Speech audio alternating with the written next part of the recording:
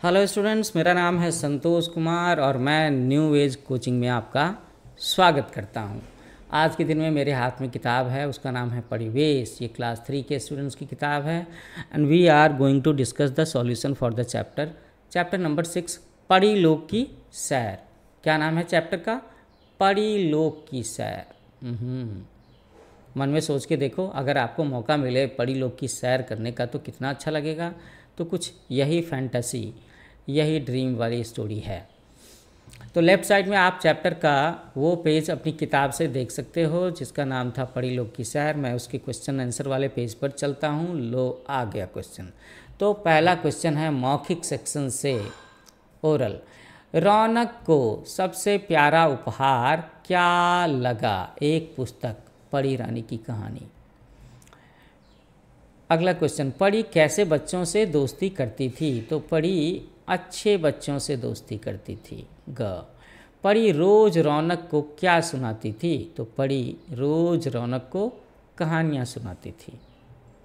है ना, मज़ेदार स्टोरी। ओके, अब लिखित सेक्शन का पहला सवाल है कि पड़ी रानी रौनक से नाराज क्यों हो गई?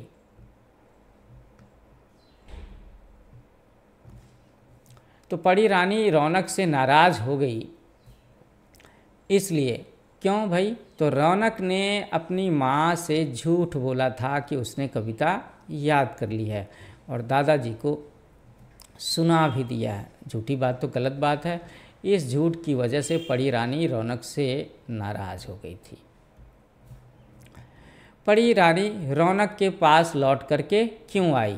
जब आगे चल कर के रौनक ने अपनी माँ के सामने में झूठ बोलने की गलती को एक्सेप्ट कर लिया, स्वीकार करके माफ़ी मांग लिया, तब पड़ी रानी रौनक के पास लौट करके आई।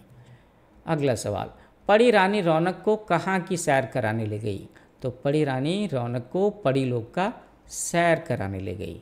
ओके, अब सेकंड क्वेश्चन है कि सही उत्तर चुन करके सही आंसर के सामने में, सही स्टेटमेंट के सामने में हमें सही का टिक मार्क लगाना है। ओके, तो कल रौनक का कौन सा जन्मदिन था? इसका आंसर है 8वां जन्मदिन। कविता याद करने के बारे में रौनक से किसने पूछा? माँ ने पूछा। रौनक ने अपनी गलती मान करके क्या मांगी? क्षमा मांगी, हाँ, माफ़ी मांगी, फॉरगिव मी, ऐसा कुछ कहा होगा। मम्मी को सॉरी बोला होगा, है ना। ओके, अब हम लोग अगले पेज पर चलते हैं। कुछ और क्वेश्चन बचा हुआ है चैप्टर का। क्वेश्चन है कि किसने किससे कहे? मैं अच्छे बच्चों से ही दोस्ती करती हूँ। तो ये बात पड़ी ने कहा रौनक से। आगे से मैं कभी झूठ नहीं बोलूँगा। तो ये बात रौनक ने कहा, माँ से कहा। Now question number 4, fill in the blanks है, वाक्य पूरे करने हैं हमें। उसने अपना जन्मदिन बड़ी धूमधाम से मित्रों के साथ मनाया। ख, रौनक बहुत देर तक पड़ी का इंतज़ार करता रहा।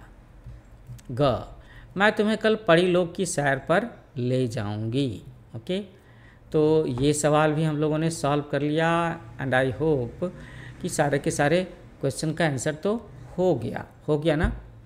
अच्छा, चलो भाषा बोध से भी एक क्वेश्चन मैं सॉल्व कर देता हूँ। कई बार कुछ बच्चे मुझे मैसेज करके बोलते हैं, नीचे दिए गए शब्दों में से सार्थक शब्दों के सामने में, है ना, सार्थक मीनिंगफुल वर्ड के सामने में टिक मार्क लगाना है।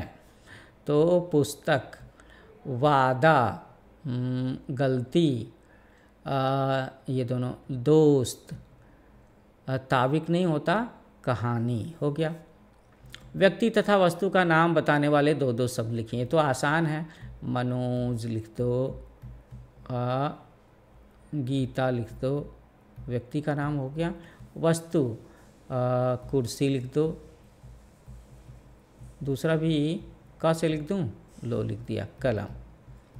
तो स्टूडेंट्स, इसके साथ ही पड़ी लोक की सैर इस चैप्टर का सॉल्यूशन का वीडियो यहाँ पर समाप्त होता है। मैं आपसे आखिर में फिर से बोलूँगा कि मेरा चैनल है न्यू एज कोचिंग।